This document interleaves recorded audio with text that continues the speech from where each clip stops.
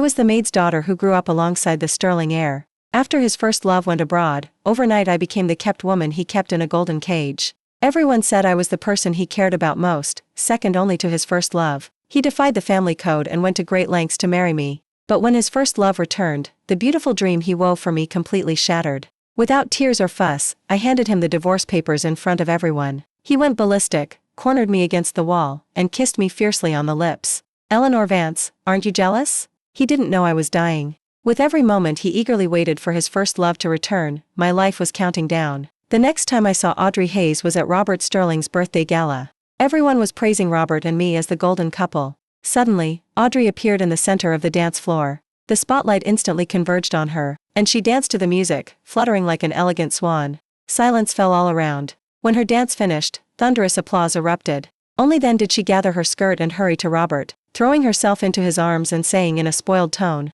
"Robert, happy birthday." My hand was still linked through Robert's arm, so I felt clearly how his body gave a violent tremor. Even after he tried to compose himself, he remained unusually stiff. Several Uncle Georges nearby were already whispering amongst themselves. But Robert seemed oblivious, gazing down at Audrey in his arms with a dazed look. Oh, how could I forget? Audrey was his childhood sweetheart. They had known each other since they were in diapers. They had been at odds since they were kids, constantly arguing every few days. I was a few years older than them and Arthur Sterling often sent me to mediate their conflicts. Later, they fell in love. The day he confessed, New Haven Harbor was filled with yachts, the lights beautiful and shimmering on the water. I heard Robert swear under the lights. I, Robert Sterling, will only love Audrey Hayes in this life. Audrey burst into tears on the spot. Just as their romance was blossoming, she suddenly left Robert, went abroad, and married someone else.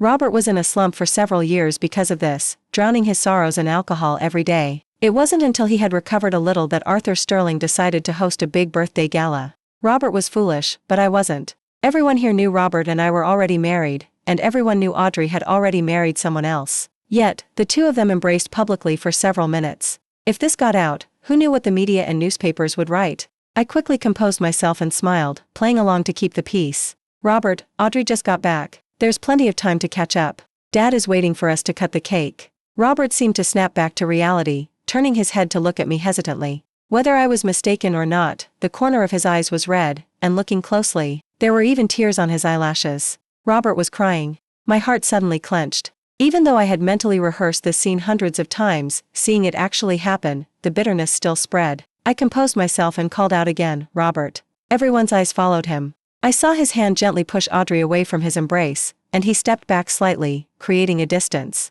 Only then did Audrey notice me, and she noticed my hand linked with Robert's. I tilted my head and smiled. "Hello, Audrey." She frowned in confusion, her puzzled eyes glancing at Robert. I understood her surprise. Back then, my Maria was just a humble maid at the Sterling estate. She passed away early, and the kind Martha Sterling adopted me. Seeing that I was roughly the same age as Robert, she sent me to the same school as him, to keep him company while he studied. That was one of the city's top private academies. The tuition fees were astonishingly expensive every year. I knew I couldn't take things from others for free. So during the day, I accompanied Robert in his studies, and in the evenings, I went back to the Sterling estate to help with chores. After I became an adult, I started working outside and gave all the money I earned to Martha Sterling. She said it wasn't necessary and stopped me countless times, but I was grateful for her kindness and could only try harder to be good to Robert. If he said east, I would absolutely not go west. If he told me to jump off a building, I would jump without a second thought. When Robert was young, he called me Eleanor. When Audrey was young, she also called me Eleanor. Even after growing up, I wouldn't address her so deliberately intimately as Audrey. They were in the same social class, which is why her eyes were filled with confusion at this moment.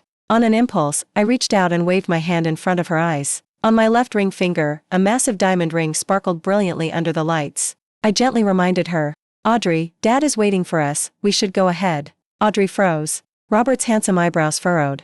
"Eleanor, do you have to be this way? This way?" Was it deliberately showing off the massive diamond ring, or intentionally emphasizing the word Dad in my speech?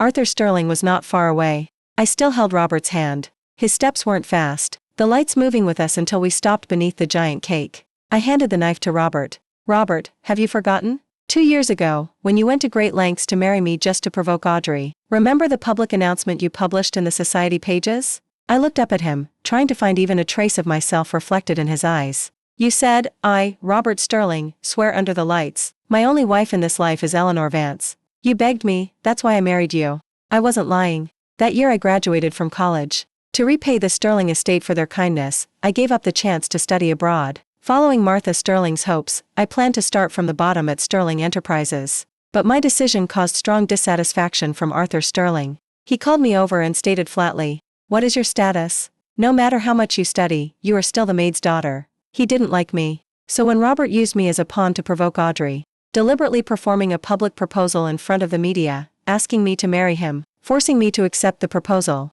The moment I returned to the Sterling estate, I was met with Arthur Sterling's endless condescension. "So, you didn't just want to get into Sterling Enterprises, you wanted to get into my Sterling estate. You are shameless. Shameless." That was the label Arthur Sterling stuck on me. I still remember he confined me to her room and subjected me to humiliation in the yard for a whole night. And Robert was watching me from the second floor. Sometimes I would think, if Robert hadn't proposed so quickly and seemingly sincerely in public, my life would definitely be much happier now. After all, at that moment, I truly believed him. How could a maid's daughter, humbled to the dust, ever become Robert Sterling's wife? Everyone said so. Everything about me was unqualified, so I deliberately imitated Martha Sterling's demeanor. Gentle and obedient. Learning to manage the household and cultivating domestic skills, content to be a kept woman in a golden cage at home. The night was hazy, the car driving smoothly. Through the treetops, I could vaguely see New Haven Harbor, seemingly close at hand. The car was quiet. Robert was looking down, checking his phone restlessly several times.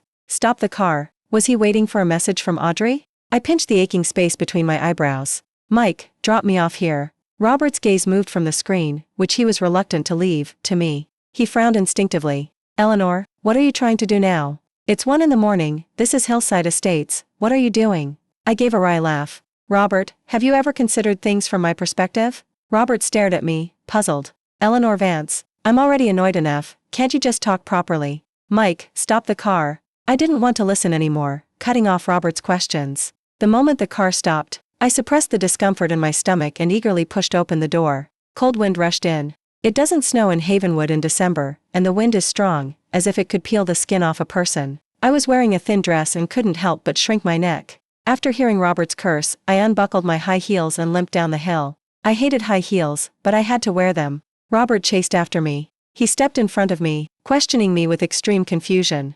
"Eleanor Vance, you're throwing a tantrum just because Audrey is back. Don't forget, we were never a real marriage." I threw away my high heels, then reached up and took off my earrings and bracelet, tossing them all to Robert. Under his surprised gaze, I walked past him and headed straight down the road. "Eleanor Vance, why aren't you saying anything? We've known each other for so many years. Sometimes I really don't understand you. What exactly do you want?" My steps paused. For some reason, my eyes suddenly felt swollen. Robert and I had known each other for 16 years, 3 months, and 15 days. He didn't like me, and he didn't understand me. Suppressing the faint sweetness rising in my throat, I said softly, "Robert, if I go back to the Sterling estate now, Dad will punish me. Everything you did at the gala, Dad won't punish you for, but it will become my fault. When you were little and made mistakes, I always had to take the blame for you. We've known each other for so many years, have you forgotten all of that?" There were no more questions behind me. I continued walking on my own, but before I had walked a few steps, Robert caught up again. Following him was his suit jacket landing on my shoulders. I froze and looked up at him. "Eleanor, I'm sorry, I never noticed. Give me another chance, I'll do much better." I ignored him and started walking again. Robert chased after me, constantly apologizing. He had used this method for so many years, and it had always worked. Just as I was about to give in, his phone rang. It was Audrey Hayes calling. Robert was momentarily startled. When he came to his senses, he quickly answered the phone. I heard Audrey crying. "Robert, I saw the news about you and Eleanor. You're married, Robert, why have you left me too? I'm so scared, no one loves me in this world anymore, what should I do?" Robert didn't say anything, looking at me in silence. The pain in my stomach suddenly surged, and cold sweat broke out in a dense layer. To prevent Robert from noticing anything unusual, I kept pinching my thigh hard. Audrey's words were incredibly revealing. My wedding with Robert had caused a huge stir in Havenwood back then. Audrey, being abroad, hadn't seen it at all, which was why she hadn't rushed back. The voice on the other end of the phone continued intermittently. "Robert, I feel like I can't live anymore. You know my dad and Maria never liked me, otherwise I'd just jump off a building and end it all." Terrible acting. But it still fooled Robert. I saw the hope rekindle in his eyes, and I even felt a sense of relief. The pain in my stomach kept spreading, almost reaching my entire body. I was close to losing my balance. Robert didn't notice my condition. Upon hearing the words "end it all," he immediately shouted to Mike, who was standing nearby. "Mike, drive the car over quickly. Take me down the hill, I need to go see Audrey, she's thinking of doing something drastic." Robert was very close, but I couldn't hear his voice clearly.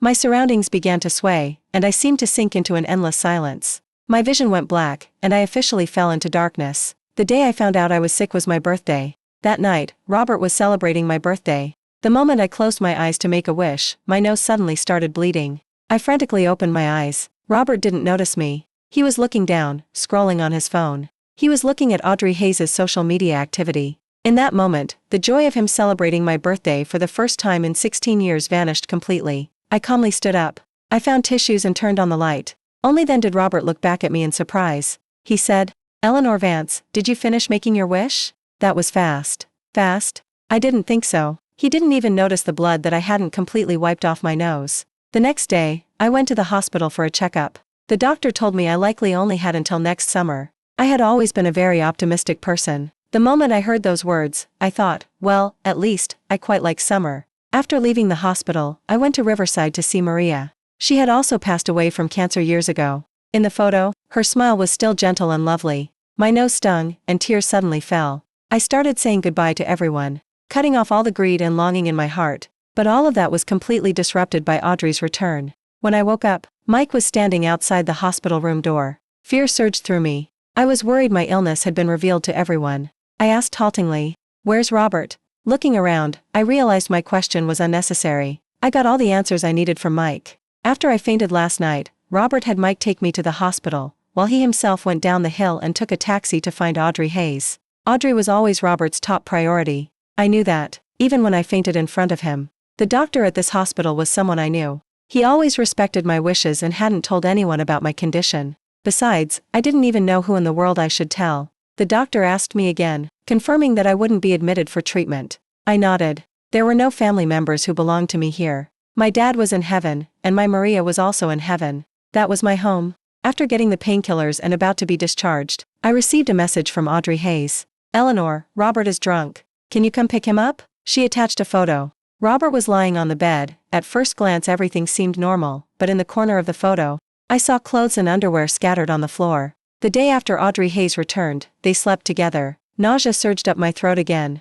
I clung to the toilet, vomiting uncontrollably. In that moment of blurred vision, a completely insane thought suddenly popped into my head. At precisely 2 o'clock in the afternoon, I showed up at the hotel where Audrey Hayes was staying. Perhaps Audrey had never expected me to actually show up. The moment the door opened, she called out "Eleanor" with a hint of surprise. Still acting. Before the words were out, her gaze fell behind me. Countless cameras and flashing lights were aimed directly at her, and at the scene glimpsed from the edge of the doorway. Someone shouted, "Big scoop, everyone." Reporters and media swarmed into the room instantly. Audrey stood there stunned, then was pushed to the ground by the crowd. Clothes were scattered everywhere. There were several beer bottles on the carpet. Given Robert's drinking capacity, I could even tell that he had slept with Audrey Hayes while sober. My steps stopped at the bathroom entrance. It was a mess, enough to reveal the frenzy of the previous night. My heart seemed numb. I couldn't feel any pain from it. The paparazzi kept snapping photos of Robert on the bed. In such a chaotic environment, he was still sleeping soundly.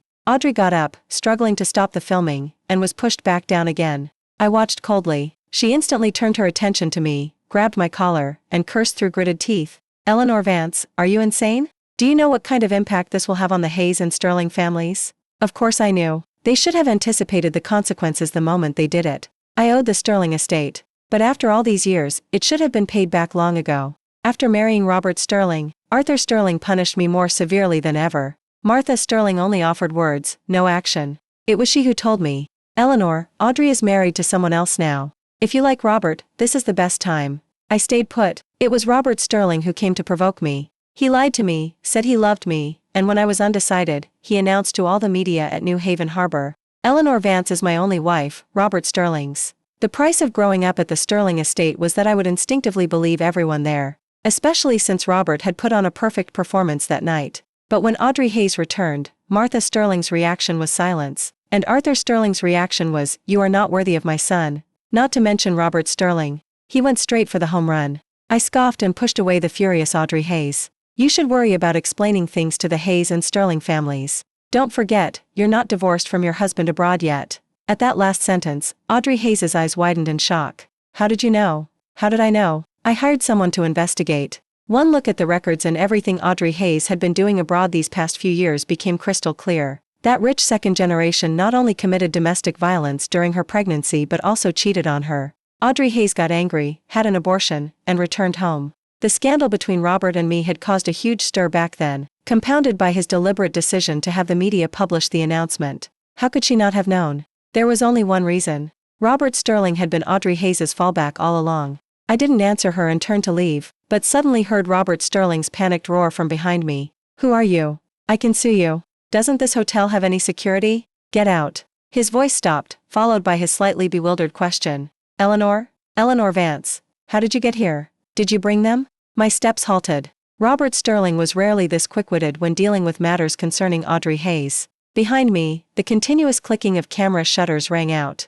I composed my smile and turned to look at him. What met my eyes was an utterly disheveled Robert Sterling. He had always valued appearances. Whenever he appeared in front of the media, his hair was slicked back, and his suit was always perfectly tailored. When had he ever looked so disgraceful? His hair was messy, and he was only covered by a blanket around his waist. I waved slightly at him. Robert, if you have the guts to do it, you have the guts to admit it. At worst, I deliberately teased, we can just get a divorce. Robert Sterling's face turned ashen. The media paparazzi gasped in surprise. Audrey Hayes was furious. She got up and repeated her old trick, reaching out to grab my collar. I grabbed her arm. I told her word by word. I don't owe you anything. Only now do I realize how foolish I was before. I could tolerate the Sterling estate in the past, but why should I constantly back down from your past manipulations? Audrey Hayes had always looked down on my status. On the surface, she called me Eleanor, but behind my back, she called me dead bitch. She said, dead bitch, you should thank the Sterling estate that you got to study.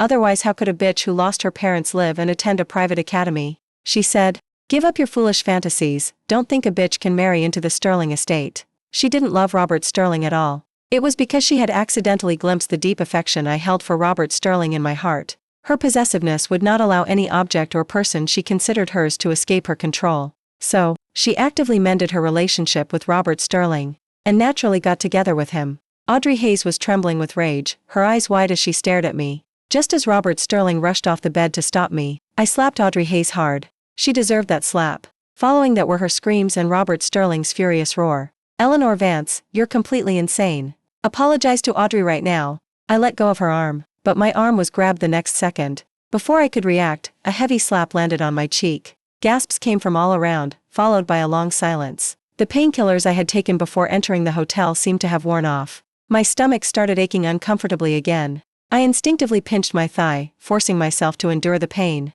A familiar voice filled my ears again. You're just the maid's daughter. Who gave you permission to cause trouble? I didn't need to look up to know who it was. It was Arthur Sterling, Robert Sterling's father.